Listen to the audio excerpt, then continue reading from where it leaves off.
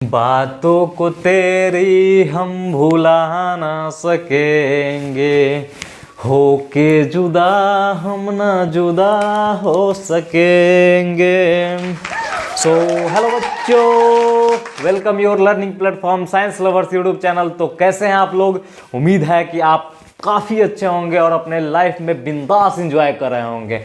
तो आइए आज हम लोग कंसंट्रेशन टर्म्स में नेक्स्ट पॉइंट को देखते हैं। आज हम लोग पढ़ेंगे मोल फ्रैक्शन को। इससे पहले हम लोग मोलारिटी एंड मोलालिटी को पढ़ चुके हैं, ठीक है। और ये अब पढ़ेंगे हम लोग मोल फ्रैक्शन, ठीक है। देखिए हम लोग को अभी एक और कंसंट्रेशन टर्म नॉर्मलिटी बचा हुआ है, जिसको हम लोग कवर करेंगे कल, ठीक है। क्योंकि उसमें देखिए उसको नॉर्मलिटी को पढ़ने से पहले आपको इक्विवेलेंट वेट निकालने आना चाहिए, एसिड बेस मतलब सब चीज़ में निकालने आना चाहिए। तो उसको पढ़ाएंगे, तो कल हम लोग साथ में पढ़ेंगे, इक्विवेलेंट वेट निकालने के लिए सीखेंगे। उसके बाद नॉर्मलिटी को भी डिस्कस कर लेंगे, ठीक है।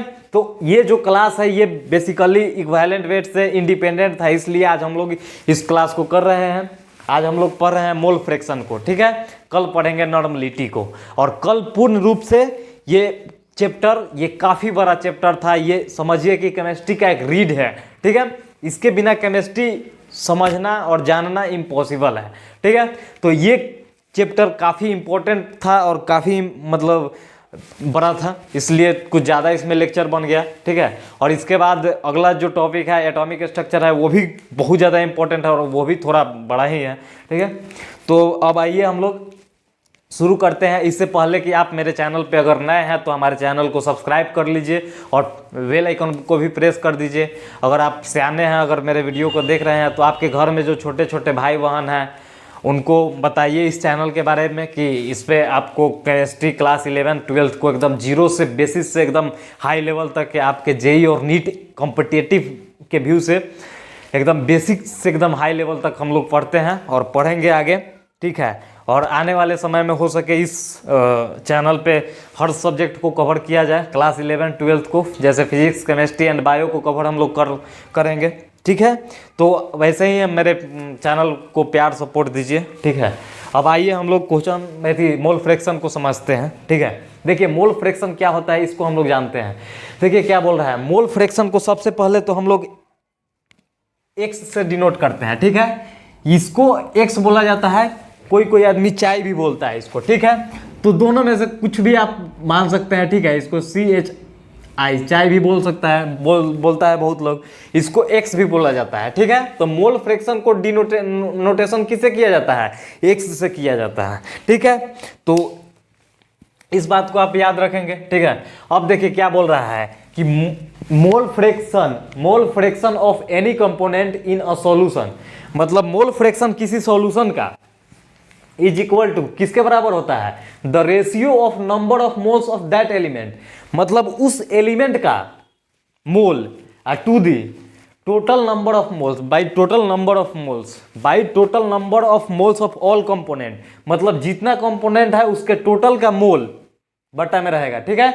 मतलब जिस एलिमेंट, मतलब जिस कंपोनेंट का मोल निकालना रहेगा वो ऊपर रहेगा बाई टोटल कंपोनेंट का मोल, इसी को हम लोग मतलब रेशियो हो जाएगा, तो ये क्या हो जाएगा? मोल फ्रैक्शन निकल जाएगा, ठीक है। जैसे यहाँ से हम लोग समझते हैं, ठीक है। जैसे आगे हम लोग समझते हैं, देखिए मान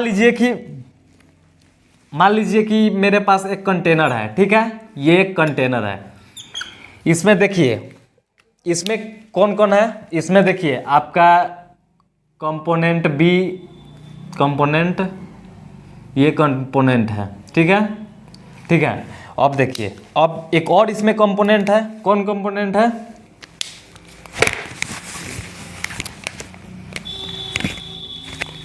कंपोनेंट ई, वो रेड वाला है, ठीक है। देखिए अब यहाँ ध्यान से देखिएगा, ये जो ब्लू वाला कंपोनेंट है इसको हम लोग मान लिए, क्या मान लिए? इसको ब्लू वाले कंपोनेंट को हम लोग मान लिए ए, ठीक है। और इसको रेड वाले कंपोनेंट को क्या मान लिए? बी मान लिए हम लोग, ठीक है। बी मान लिए, ठीक है। अब देखिए अब इसका जो मोल निकालेंगे हम लोग, अगर इसके बी के मोल की बात करेंगे तो मोल बराबर क्या हो जाएगा? NB हो जाएगा, NB। और इसके मोल की बात करेंगे ब्लू वाले के, तो इसका मोल की बात करेंगे तो ये क्या हो जाएगा, Na हो जाएगा। क्योंकि मोल को हम लोग N से डिनोट करते हैं ना, उसको मोल को किससे डिनोट करते हैं, N से, जो कि हम लोग पिछले मतलब बहुत पहले ही पढ़ चुके हैं इसको। ठीक है, ये चीज़ हो गई। इसमें दो कंपोनेंट मिलके, जैसे देखिए मान लीजिए कि कोई सॉल्यूट और सॉल्वेंट मिलके सॉल्यूशन बनाती है, सेम उसी प्रकार से इसमें कंपोनेंट, मतलब हमको पता नहीं है कि ये क्या है, ये कोई, हम इसको कंपोनेंट ए मान लिए, इसको कंपोनेंट बी मान लिए। तो अब यहाँ से टोटल नंबर ऑफ मोल्स जब निकालेंगे तो टोटल नंबर ऑफ मोल्स कैसे निकलेगा, total number of moles, total number of moles, इसको क्या लिखेंगे, एन टोटल लिख सकते हैं, एन टोटल। ये क्या आ जाएगा आपको, Na प्लस Nb आ जाएगा, क्योंकि दोनों को जोड़ेंगे तब ना टोटल मोल्स आएगा। तो ये कितना हो जाएगा, Na प्लस Nb, ये हम लोग का आ गया टोटल मोल्स आ गया। ठीक है, ये टोटल मोल्स हम लोग निकाल लिए। अब देखिए, अब मोल फ्रैक्शन क्या बोलता है, इसको हम लोग समझते हैं। देखिए मोल फ्रैक्शन यहाँ पे क्या बोल रहा है कि mole fraction of any element in a solution is equal to the ratio of number of moles of that element. मतलब जिस एलिमेंट का नंबर ऑफ, मतलब निकालना है पर्टिकुलर, जिस एलिमेंट का, मतलब जिस कंपोनेंट का मोल फ्रैक्शन निकालना है, उसका नंबर ऑफ मोल्स बटा टोटल नंबर ऑफ मोल्स। ठीक है, उसका नंबर ऑफ मोल्स बटा टोटल नंबर ऑफ मोल्स। तो वही बात है, अगर हम लोग मान लीजिए कि मोल फ्रैक्शन ऑफ, यहां से हम लोग बात करें mole fraction, mole fraction, fraction of, mole fraction of अगर ए का लिखेंगे हम लोग तो क्या हो जाएगा, यहां से देखिए मोल फ्रैक्शन ऑफ ए लिखेंगे तो क्या हो जाएगा, मोल्स ऑफ ए, क्योंकि बोल रहा है ना that component, moles of that component, number of moles of that component, यानी Na हो जाएगा आपका। ठीक है, यहां से Na हो जाएगा moles of that component to the total number of moles, total number of moles क्या हो जाएगा, Na प्लस Nb। ठीक है, ये आ गया आपका मोल फ्रैक्शन ए का निकल गया। ये किसका निकल गया, मोल फ्रैक्शन ए का निकल गया। ठीक है, देखिए इसको जैसे इसको हम क्या लिख दिए, moles of A by total moles, total moles. ठीक है, ये निकल गया हम लोग का। इसको हम लोग क्या मान लेंगे, इसको हम लोग इक्वेशन 1 मान लिए। ठीक है, इक्वेशन 1 मान लिए। ये देखिए, ये बेसिकली फॉर्मूला होता है मोल फ्रैक्शन का। मोल फ्रैक्शन का फॉर्मूला क्या होता है, मोल फ्रैक्शन का फॉर्मूला क्या होता है, moles of A to the total moles, जितना मोल्स होगा मतलब सबको जोड़ देंगे। ठीक है, इसको हम लोग इक्वेशन 1 ले लिए। अब मान लीजिए कि हम लोग अब मोल फ्रैक्शन ऑफ बी का निकालेंगे। ठीक है, अगर बात करेंगे हम लोग मोल फ्रैक्शन ऑफ बी की, तो देखिए क्या होगा, mole of B, number of mole of B, तो यानी Nb बटा टोटल मोल, टोटल मोल क्या हो जाएगा, Na प्लस Nb, ये हो गया। तो ये हो गया हम लोग का इक्वेशन 2।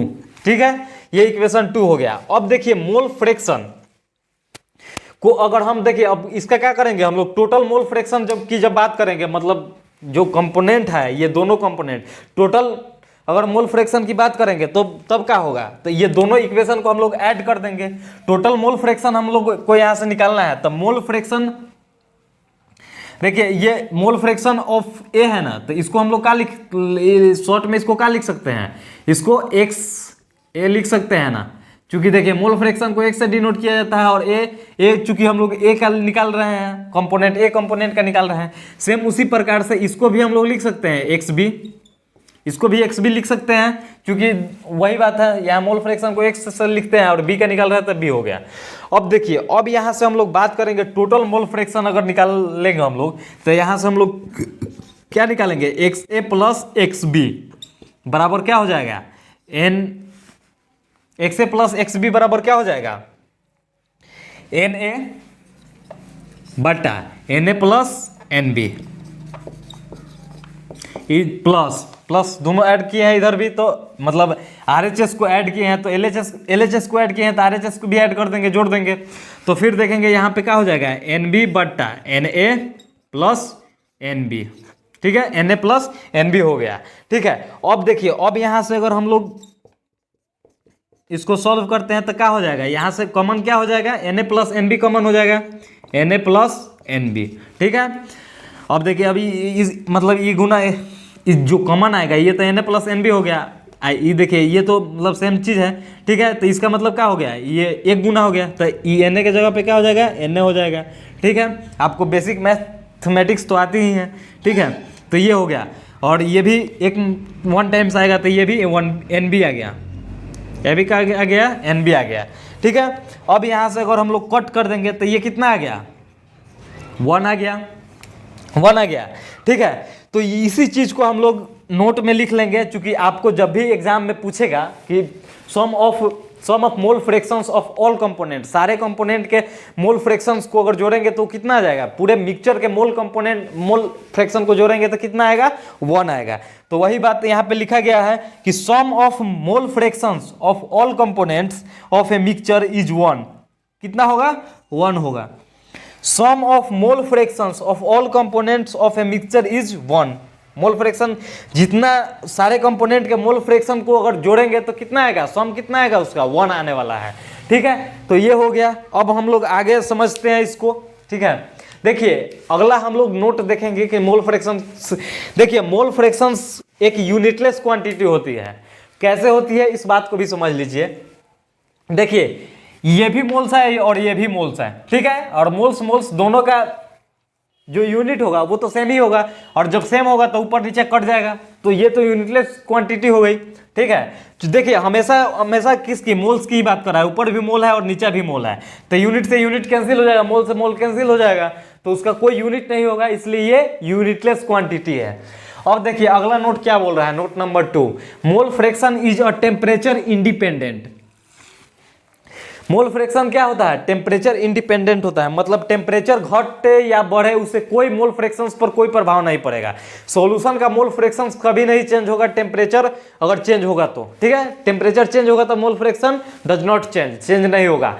क्यों नहीं चेंज होगा कि इसमें देखिए कल भी बताए थे हम लोग कि मोलालिटी में क्योंकि इसमें कहीं भी वॉल्यूम की जिक्र ही नहीं किया है, वॉल्यूम का कहीं चर्चा नहीं है, और वॉल्यूम ही है जो टेम्परेचर डिपेंडेंट होता है, वॉल्यूम ही है जो कि टेम्परेचर अगर कम हो जाता है तो उसका, जैसे मान लीजिए कि वही पाइपलाइन वाला एग्जांपल दे दीजिए कि कभी कभी देखेंगे जो प्लास्टिक का पाइप लगा होता है वो ठंडा के दिन में फट जाता है, अगर वहाँ पे 0 डिग्री सेल्सियस अगर टेम्परेचर पहुँच जाए तो पानी जो नल से निकलने वाला होता है वो बर्फ बन जाता है, और बर्फ बन जाता है तो उसका वॉल्यूम क्या होता है, बढ़ जाता है, और बढ़ जाता है तो इसका मतलब बढ़ेगा तो वो तो फटेगा ही ना, पाइप का जो शेप है वो तो उतना ही रहेगा, लेकिन अब वॉल्यूम उसका बढ़ गया तो वो तो फटना तय है, ठीक है। तो इसका मतलब क्या है, वॉल्यूम चेंज हुआ ना, टेम्परेचर चेंज हुआ तो वॉल्यूम चेंज हुआ, यानी वॉल्यूम टेम्परेचर डिपेंडेंट हो गया, और जब वॉल्यूम टेम्परेचर डिपेंडेंट है तो इसमें तो वॉल्यूम की बात ही नहीं है, तो इसमें वॉल्यूम जब हिले नहीं है तो ये टेम्परेचर इंडिपेंडेंट हो गया, ठीक है। अब देखिए अब नोट नंबर 3 की बात हम लोग कर रहे हैं। नोट नंबर 3 को हम लोग नेक्स्ट प्रूफ भी कर देते हैं आपको, ठीक है। देखिए नोट नंबर 3 क्या बोल रहा है कि रेशियो ऑफ मोल्स, जो मोल्स का रेशियो होता है ना वो रेशियो ऑफ मोल फ्रैक्शंस के बराबर होता है, रेशियो ऑफ मोल फ्रैक्शन के बराबर होता है। मोल्स का जो रेशियो होता है ना वो मोल फ्रैक्शन के रेशियो के बराबर होता है। कैसे होता है इस बात को हम लोग समझते हैं। यहां से हम लोग लेंगे इक्वेशन 1 और इक्वेशन 2 को लेते हैं, ठीक है। तो देखिए इक्वेशन 1 क्या है आपका, इक्वेशन 1 है एक्स ए बराबर का है एन ए बटा N A plus N B, ठीक है, ये हो गया। और एक्स बी क्या है, एक्स बी हो जाएगा एन बी बटा N A plus N B, ठीक है, ये हो गया। अब देखिए अब इसको हम लोग क्या करेंगे, इसका रेशियो की बात कर रहा है ना, ratio of moles is equal to ratio of mole fraction. अगर इसको हम लोग दोनों को डिवाइड कर दें, मतलब X A by X B कर दे तो इसको भी हम लोग डिवाइड करेंगे। अब देखिए यहाँ से जब डिवाइड कीजिएगा तो ये जो होगा ये तो कट जाएगा, ये कट जाएगा। तो अब देखिए यहाँ से क्या आ जाएगा, हम लोग को यहाँ से क्या आने वाला है, X A upon X B is equal to क्या हो जाएगा, N A upon N B.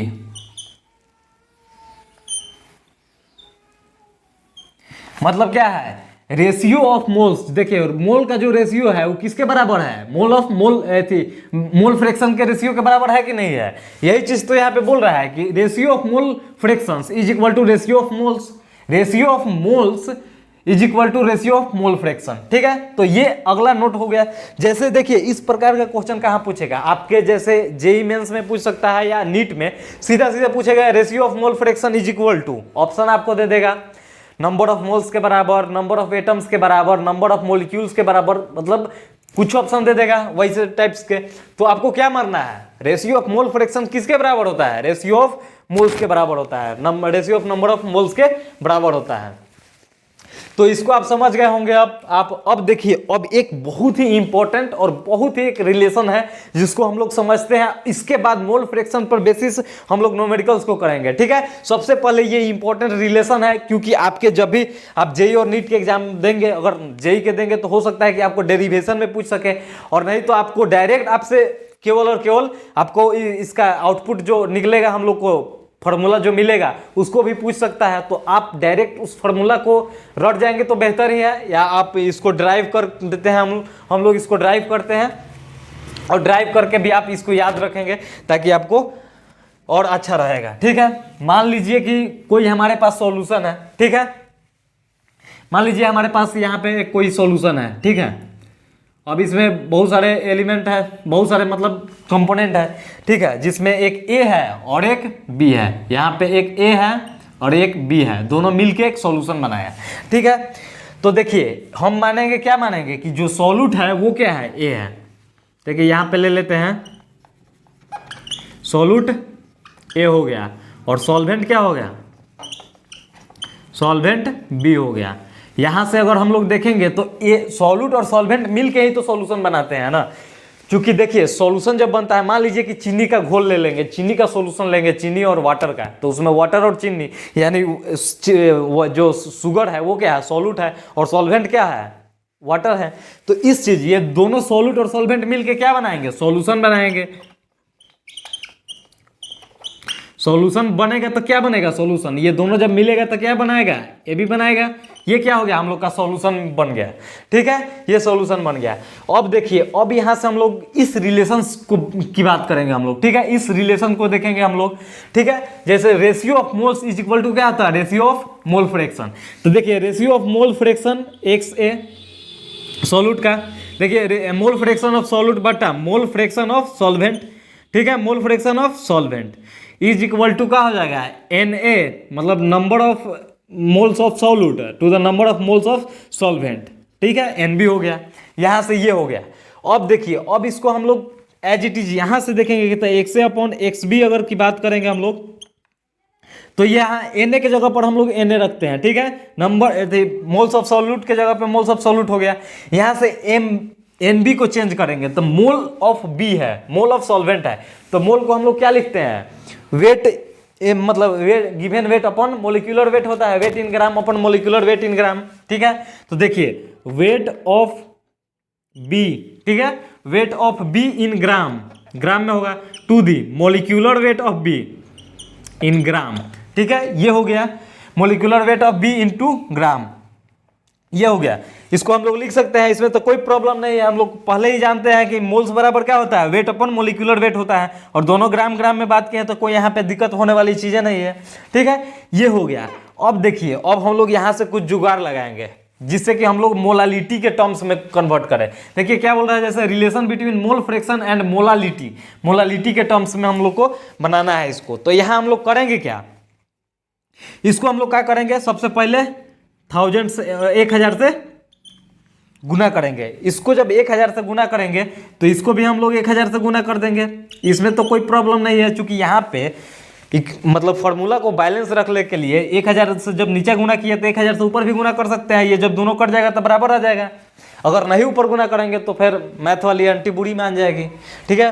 तो ठीक है, तो इसको हम लोग बैलेंस करने के लिए ऊपर भी 1000 से गुना कर दिए। अब देखिए यहाँ से एक इंपॉर्टेंट चीज शुरू होता है, जैसे फिर हम लोग XA अपॉन XB की जब बात करेंगे तो यहाँ से हम लोग बात करेंगे, तो देखिए ये जो है, देखिए ये Na के जगह पे Na रह जाएगा, लेकिन Na हाई के कितना 1000 की जगह पे 1000 रह गया अपना 1000, ये हो गया इनटू हाई MB ऊपर चल जाएगा, molecular weight of B in gram by बट्टा में बचेगा क्या, WB इंटू 1000, WB इन ग्राम इंटू 1000, ठीक है। यहाँ तक हो गया, ये तो बात आपको दिक्कत नहीं होगी क्योंकि ये वाला ऊपर चल जाएगा, ठीक है, ये बट्टा के बट्टा में है तो ये ऊपर चला जाएगा, तो ये यही बात है कि WB रह जाएगा और ये MB ऊपर चल गया, तो MB हम लोग यहाँ पे लिख लिए, ये 1000 जहाँ है N × 1000, ये तो है बात, ठीक है। अब यहाँ पे देखेंगे एक चीज़ देखेंगे हम लोग, यहाँ पे देखने के लिए क्या मिल रहा है कि देखिए ये चीज़ कहीं आपको देखा हुआ लग रहा है, ये चीज़ हम लोग मोलालिटी की फार्मूला जब मोलालिटी को पढ़े थे तो ये फार्मूला आपको देखने के लिए मिला होगा और आपको आसानी से याद भी होगा, उम्मीद करते हैं कि आपको याद भी होगा। नहीं सर ऐसे कैसे याद हो जाएगा, याद कर तो करते नहीं है, ठीक है। तो याद आप करेंगे तो इसको आप देखेंगे तो ये क्या है, मोलालिटी का फार्मूला है, मोलालिटी स्मॉल m का फार्मूला है, ठीक है। तो देखिए यहाँ से हम लोग बात अगर करेंगे तो यहाँ से हम लोग रेशियो ऑफ मोल फ्रैक्शंस क्या आ जाएगा, XA/XB is equal to small m molality into MB by 1000 हो जाएगा। ये हम लोग का मोल फ्रैक्शन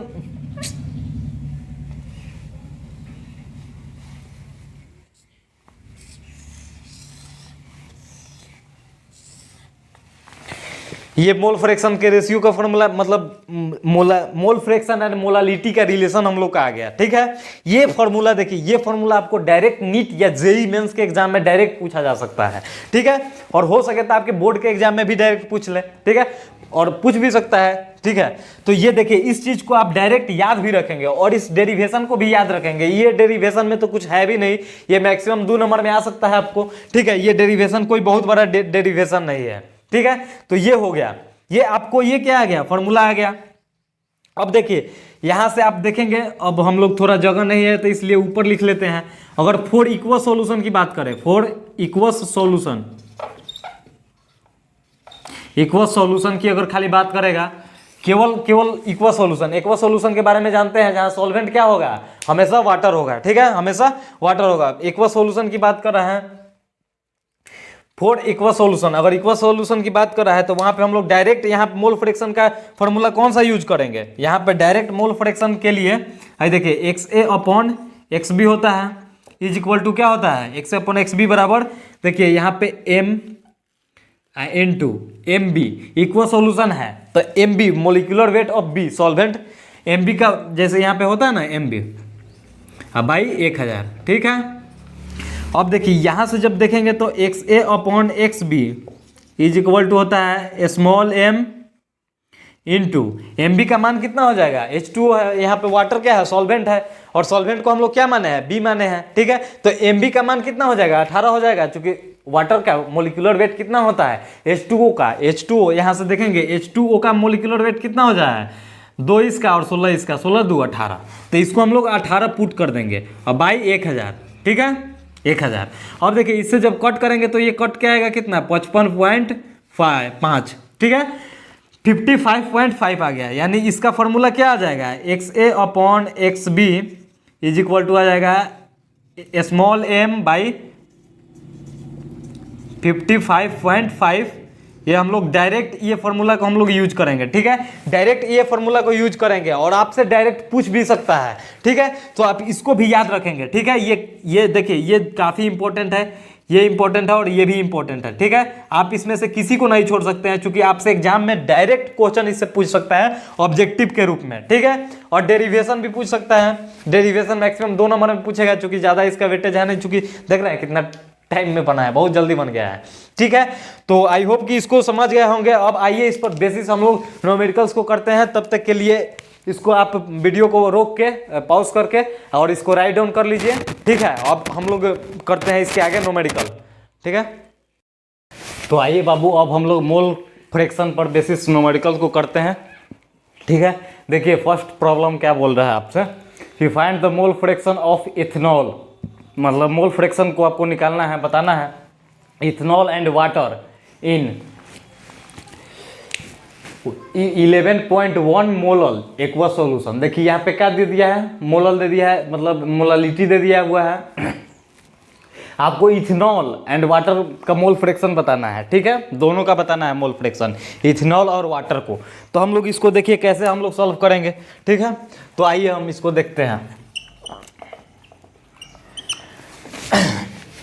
हम लोग सबसे पहले आप देखे हैं कि इक्वस सॉल्यूशन के लिए एक फार्मूला हम लोग इसके पहले पढ़े हैं, पहले स्लाइड में, ठीक है, कि ये हम लोग क्या फार्मूला पढ़े हैं। अगर इक्वस सॉल्यूशन की बात करेगा तो वहाँ पे देखिए XA अपॉन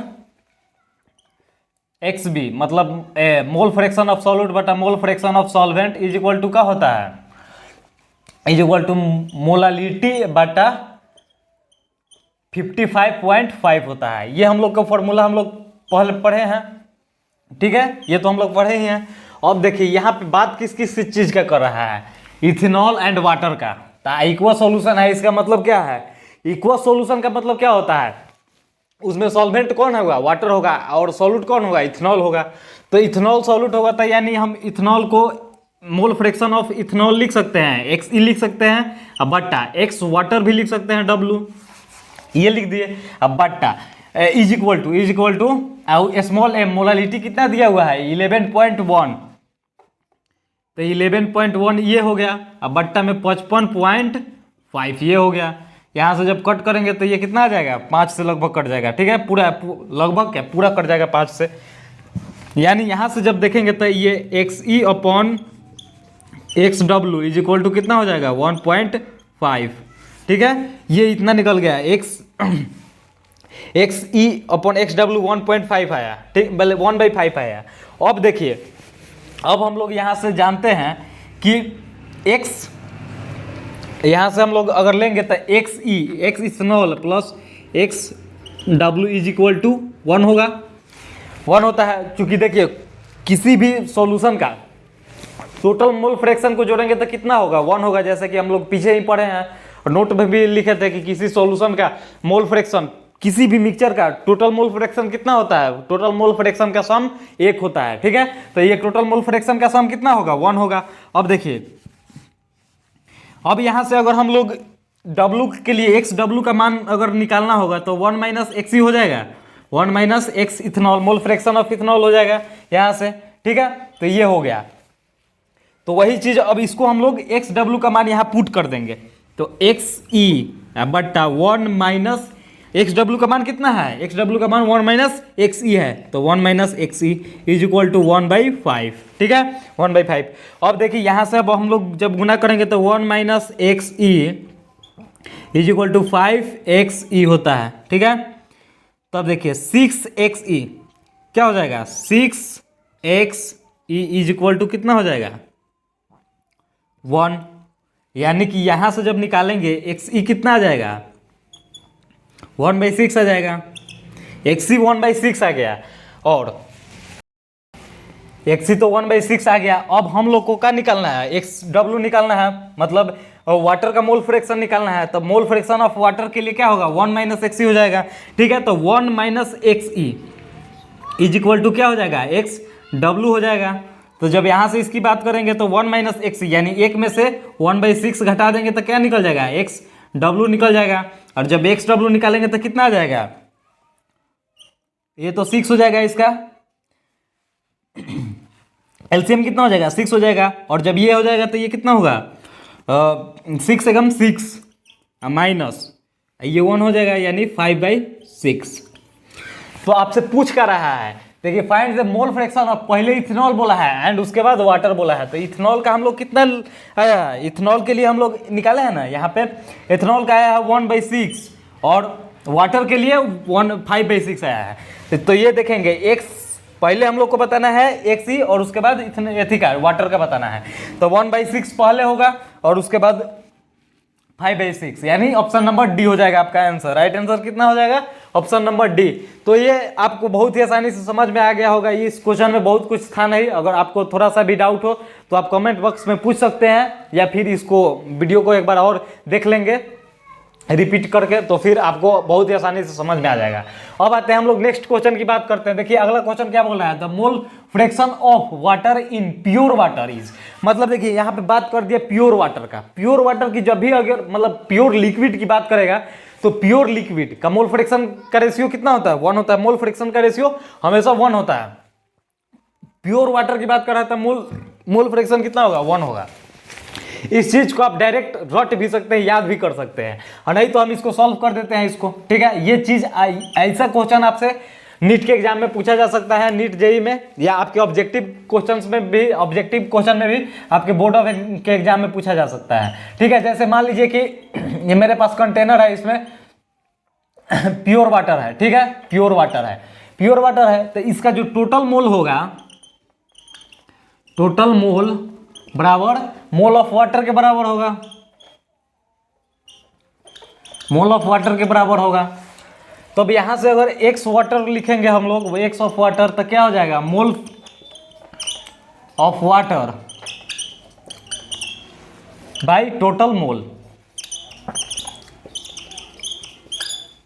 टोटल मोल्स, यानी कि जब देखिए तो mole of water equal total mole बराबर मोल ऑफ वाटर हो जाएगा। तो यहाँ से तो ये कट गया, कट गया तो कितना हो जाएगा, 1 हो जाएगा। इसको आप सीधे याद कर जाएंगे और ये तो आप समझ ही गए होंगे, ठीक है। अगर फिर भी आपको कोई प्रॉब्लम हो रहा है तो हमसे आप डायरेक्ट कांटेक्ट कर सकते हैं, मेरे चैनल के प्लेलिस्ट में नंबर भी है, ठीक है। तो आइए अब हम लोग आज के लिए इतना ही रहने देते हैं, और कल हम लोग पढ़ेंगे नॉर्मलिटी, और उससे नॉर्मलिटी पढ़ेंगे, और उसके लिए आपको इक्विवेलेंट वेट की ज़रूरत होती है, तो उसको भी पढ़ेंगे साथ में। और आज के लिए इतना ही। अगर मेरे वीडियो पसंद आया होगा, अगर आपको समझ में आया होगा, तो हमारे चैनल को भी सब्सक्राइब कर लेंगे और वीडियो को लाइक कर देंगे, ठीक है। तो आज के लिए इतना ही। Thank you very much, love you.